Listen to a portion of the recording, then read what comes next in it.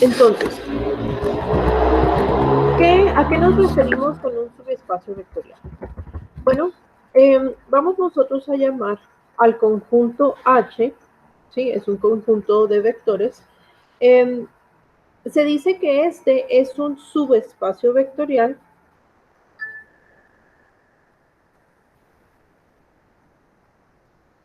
si H es un subconjunto no vacío de B, donde B es un espacio vectorial,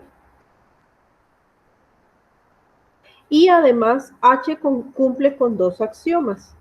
El axioma de la cerradura para la suma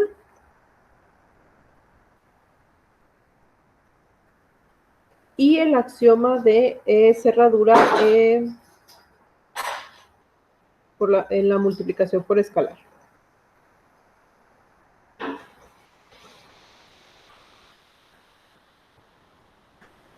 ¿Sí? Entonces, el subespacio vectorial de alguna manera va a heredar las operaciones del espacio vectorial al cual pertenece. Básicamente se va a comportar como si fuera un subconjunto. De hecho, es un subconjunto, pero sigue manteniendo por lo menos los dos axiomas de cerradura. Si esto sucede, entonces el conjunto que tenemos sigue siendo un espacio vectorial llamado subespacio vectorial. ¿Sí? Entonces, en este caso es suficiente verificar estos dos axiomas, el axioma de la cerradura y los dos axiomas de cerradura.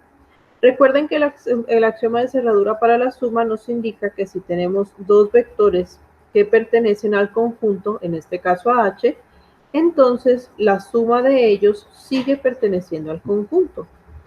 Y el axioma de la cerradura en la multiplicación por escalar nos indica que si yo tengo un vector que pertenece al conjunto y tengo un escalar alfa, entonces el producto de alfa por x sigue perteneciendo al conjunto.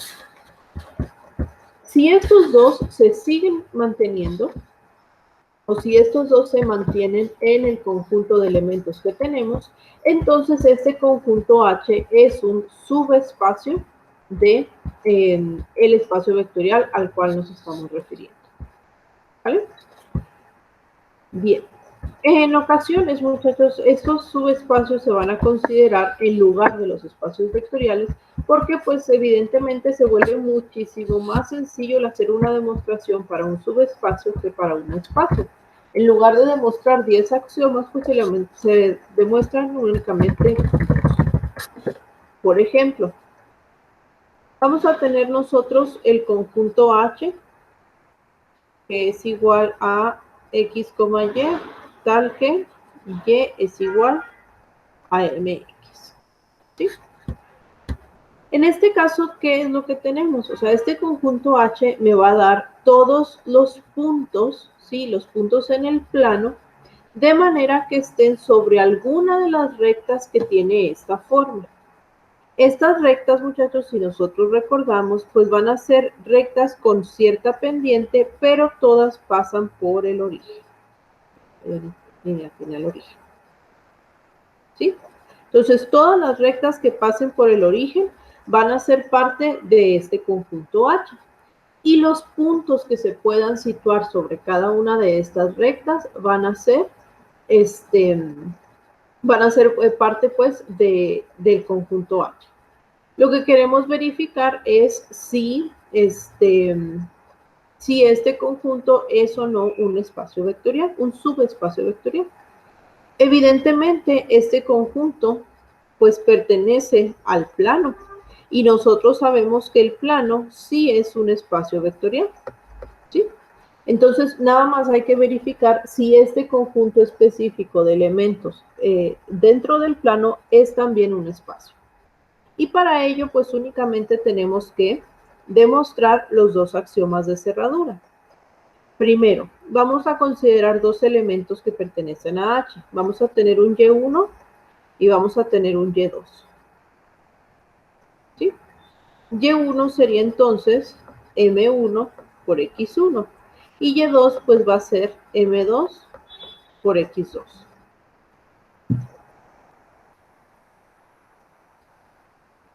Entonces, la suma de estos dos, y1 más y2, tendría que ser m1x1 más m2x2. ¿Ok? Y esto lo vamos a poder escribir como m1 más m2 por x1 más x2. Luego entonces, pues lo que tenemos aquí es precisamente otra constante m3 y aquí vamos a tener otra variable x3. Entonces se sigue manteniendo la misma, la misma forma de los elementos en el conjunto. Por lo tanto, vamos a tener nosotros que sí se cumple la cerradura bajo la suma. Y la cerradura bajo el escalar, pues vamos a proponer nosotros un y que pertenece al espacio y un escalar alfa. Entonces, si y es igual a mx, pues alfa y lo vamos a poder escribir como alfa por mx. Pero como tanto alfa como m son escalares, pues esto se puede escribir así. Y al final, esto lo puedo reinterpretar como m1 por x. Quiere decir entonces que el resultado de multiplicar un elemento de h por una escalar sigue estando en h. Así que este conjunto es un subespacio. Ya no es necesario demostrar el resto de los 8 axiomas, únicamente se tienen que demostrar estos dos. ¿Okay? Luego, tenemos nosotros un teorema que nos indica lo siguiente.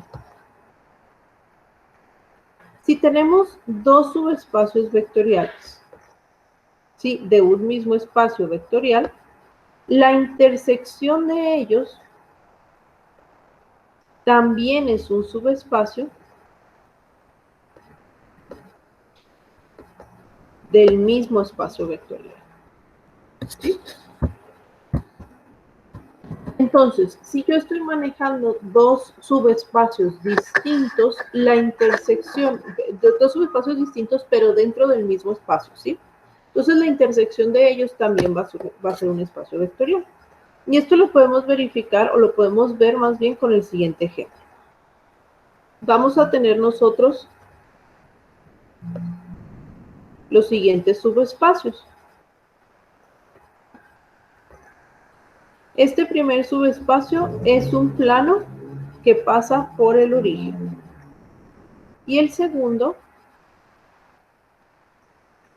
es también un plano distinto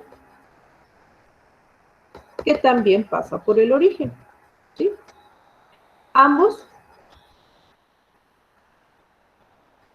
son subespacios de R3. Nosotros sabemos que R3 pues, es un espacio vectorial y también sabemos que cada plano es un subespacio vectorial. Lo que queremos ver aquí es si la intersección de ambos es un subespacio vectorial o no. ¿Okay? Para ver cómo se intersectan estos dos conjuntos, o estos dos conjuntos o estos dos planos, pues lo que tendríamos que hacer es ver los planos de manera simultánea.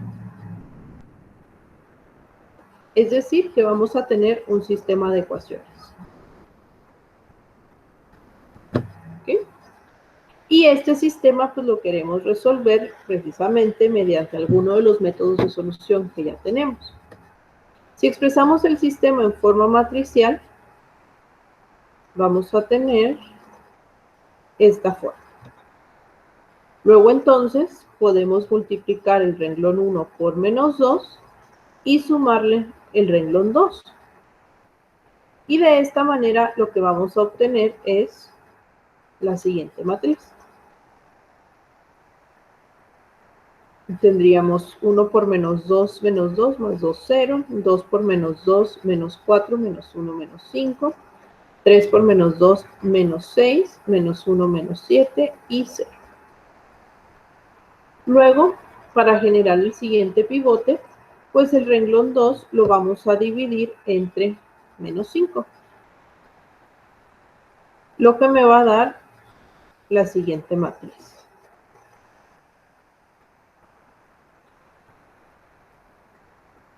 ¿Okay? Y por último, siguiendo el procedimiento de Gauss, pues aquí vamos a tener el renglón 2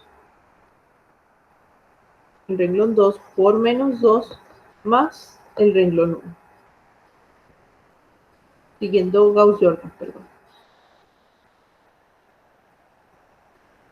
Y esto nos va a dar, perdón, aquí es 1, 0, 1 quinto, 0.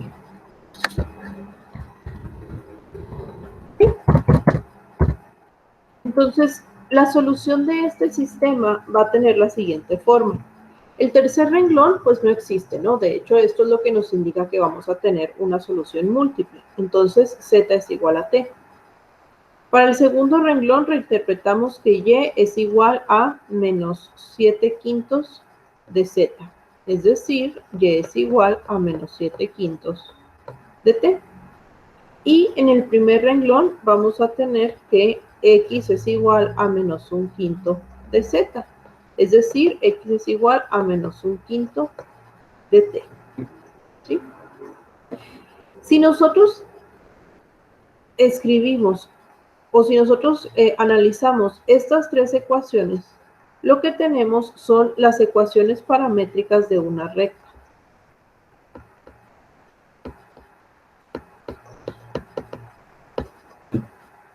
¿Sí? Entonces, básicamente lo que nos está diciendo es que al tener dos planos, si estos planos se intersectan, se van a intersectar sobre una recta. Y la recta, pues, es también un subespacio de el espacio de referencia. ¿Okay? ¿Alguna pregunta hasta aquí?